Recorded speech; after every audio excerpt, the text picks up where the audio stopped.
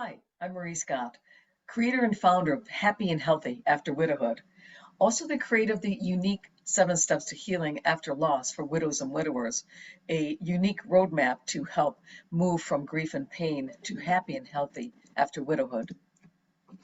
On April 15th, 2018, the love of my life, Captain William David Scott of the Mississauga Fire Department outside of Toronto, Canada, died peacefully in my arms, taking his last breath that beautiful Sunday morning at home as he wished.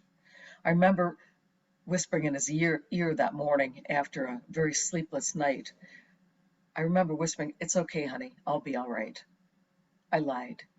Never in a million years would I have dreamed of being part of a club of 14 million members in the US alone. Never in a million years would I have dreamed my life's journey would be so suddenly disrupted and derailed after my husband died. The grief that comes after loss to cancer is a bulldozer, shattering everything in its path. My life as I knew it was shattered into pieces. Never in my wildest dreams could I imagine life without him by my side. It never crossed my mind. After about 20 years of marriage, we used to joke, "Sweetie, want to grow together?" And he'd laugh and say, "Too late."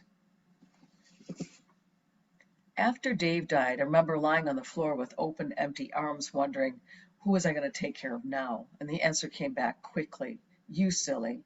A couple years before Dave died, I discovered natural medicine and worked with an osteopath who, for the first time in my life, took a family history. After Dave died, I continued working with him to uncover what was going on with my gut. I had serious gut issues. And that family history that they took uncovered rampant autoimmune diseases running through my whole family. My brother George, to my right, passed away from ALS, also known as Lou Gehrig's disease. Mike has hypothyroidism. My sister Kathy has Graves' disease. Mark has breast cancer. Jean is severe celiac. So it was time to take course of what was going on with me and not end up like my mom, who passed away the same year as Dave from complications from strokes and diabetes. And so that was a double whammy on the stress scale. But at the end of her life, she was taking at least 20 pills for various ailments that she'd had all her life. So it was time for me to figure out what was going on with me. And after Dave died, I had this weight I could have shed, I had gut issues, the depression and brain fog made me feel terrible and with absolutely no energy.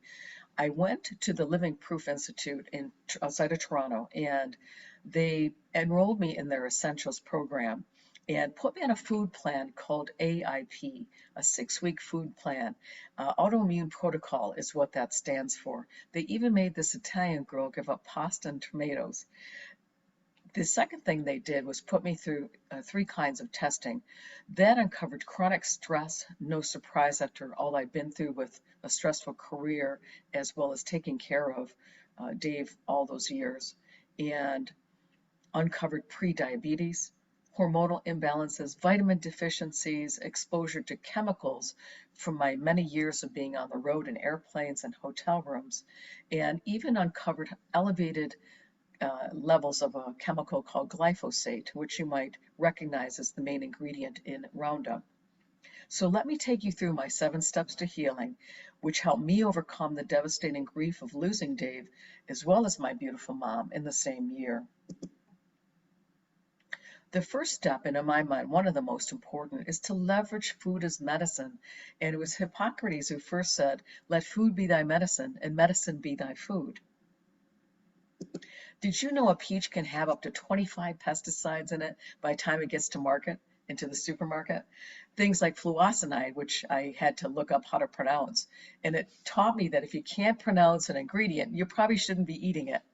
So today I don't eat anything out of a box, nothing processed, and I eat clean and organic fruits and vegetables, along with wild-caught salmon and grass-fed meats and organic chicken, which is really important.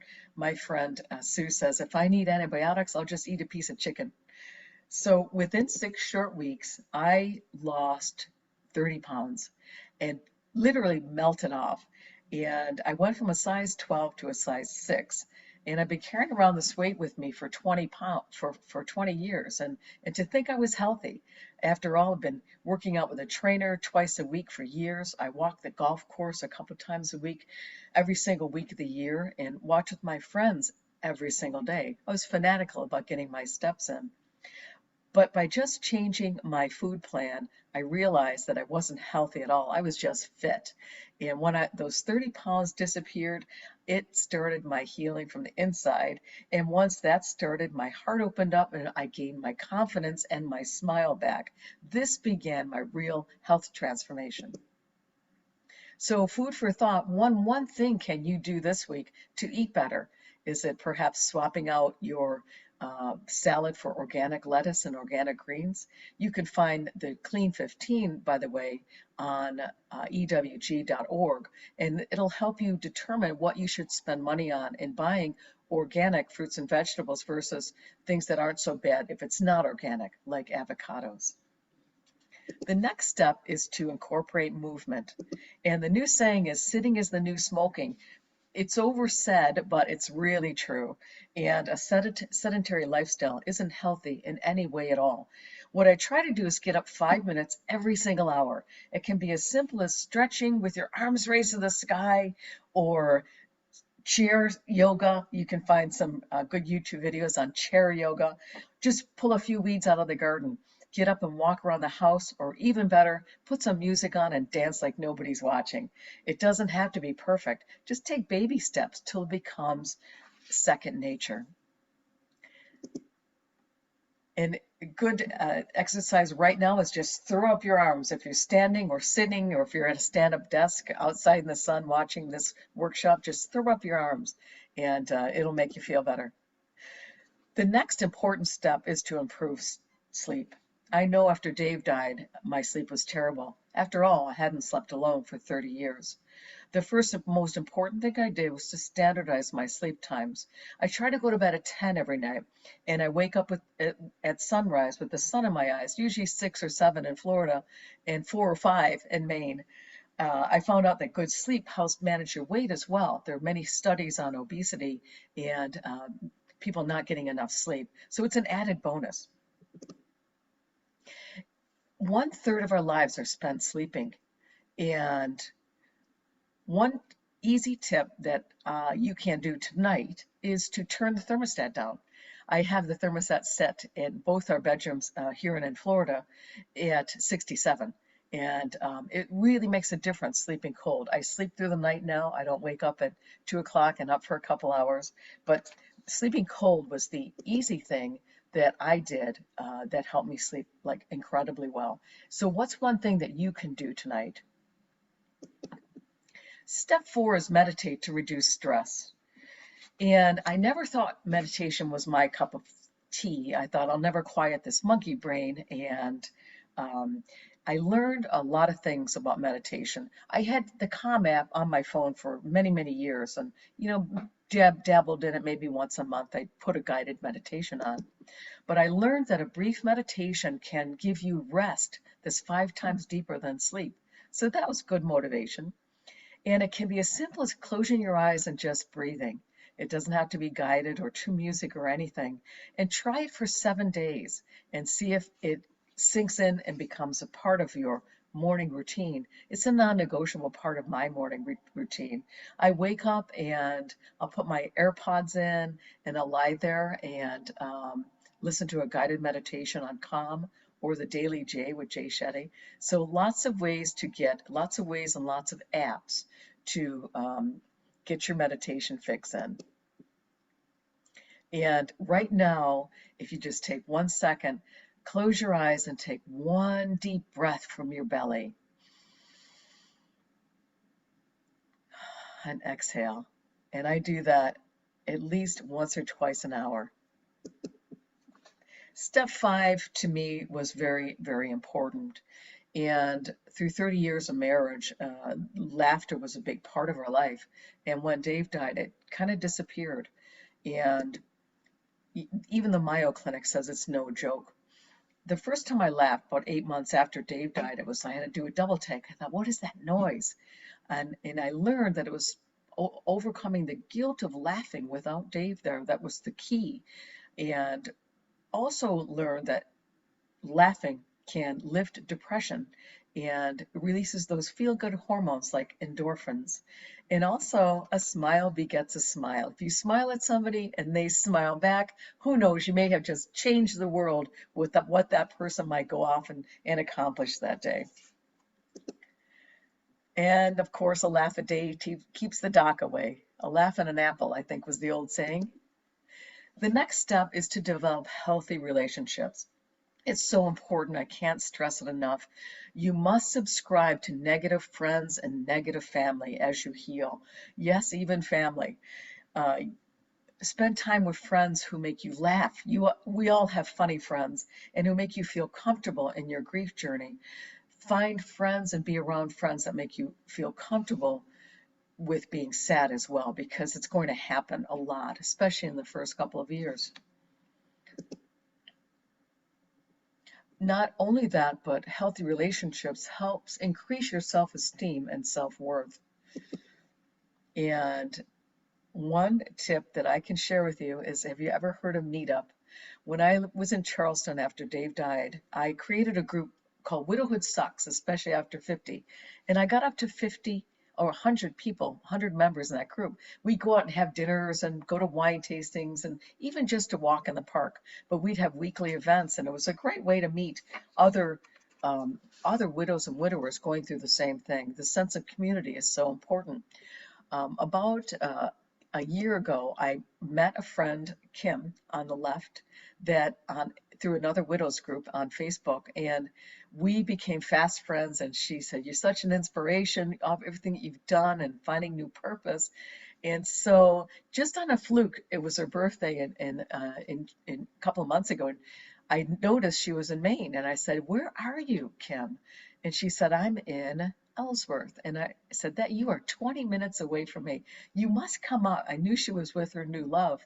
So you must come up and have dinner. So they came out and we had an incredible evening. She met Bob in Orlando on a meetup group for hiking, and they had just finished a 6-month hiking tour of the world through South America, cruising Barcelona and Europe, and it was just an amazing story. She took me aside and said, "You know, this wouldn't be possible without the hope that you gave me, that it is possible to embrace life again." And the final step is discover new purpose. The most critical step in my mind. For me, I went back to school thinking I was just going to learn more about nutrition, and it became much more than that. Ideas to discover new purpose or to take a course like I did, find a new hobby to meet new people, volunteer. That's what my friend and widow Ava did. She volunteers at the local hospital, and also for Meals on Wheels. And can you think of any old hobbies to reignite?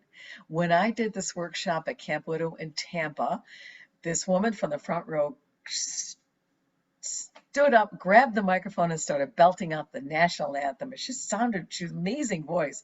And she said, "I am going to get back into singing." And, so another idea is to think of old hobbies you might be able to reignite, things like painting or dancing. And I became a functional medicine certified health coach, which helped me lead to my mission and purpose for life part 2, which is coaching widows and widowers to become happy and healthy after widowhood. So the other process I went through is this thing called Life Book, and it has you examine 12 categories of your life. One of them is love. And I was about a year and a half after Dave died, I started thinking, I would love a partner in my life, somebody to share adventures with and do life with. And so I wrote out this category, and this is September 2019. And what I was looking for in a love partner is somebody fit, vibrant, sexy, healthy, funny, adventurous, affectionate, and kind. And after healing my mind and body, my heart opened, and the smile begets a smile. And I met Jeff on the dance floor in Sarasota. And it's been an amazing second great love of my life. And he proposed on our first year anniversary on a Zoom call during COVID. It's my Corona love story. He helped finish the book actually, and his chapter is called The Corona Love Story. And he proposed on our 1 year anniversary. We were married outside of Bar Harbor, and we requested everybody wear a piece of camo. And it was a beautiful, beautiful day. My brothers took it to the extreme and walked me down the aisle in full ghillie suits. It was a great way to kick off our wonderful new life together. So the 7 steps to healing after loss, again, are listed here.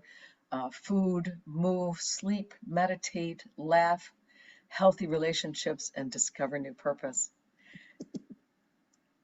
One of my favorite testimonials is my dear friend Whitney, and she described her dad after her mom died as this great jovial man dying in a recliner. And as she shared the 7 steps to healing with him, moved him from heart-wrenching grief to motivation to transform his health and life. He started getting up out of his recliner and cooking for friends and family, started walking and exercising again, and even started dating again. So that makes my heart just burst with joy and gratitude, and helping many, many people do the same thing. The 7 steps really work and help transform widows and widowers from grief and pain to happy and healthy after widowhood. I invite you to book a call with me to learn more about my 7 steps program. And along with Whit and many others, I'm living proof these steps really work. I'm opening up my calendar. Let's see if this program can help you. Schedule a call, head to my Facebook group, Marie Scott Wellness, or my website, Marie Scott Wellness, and book a call.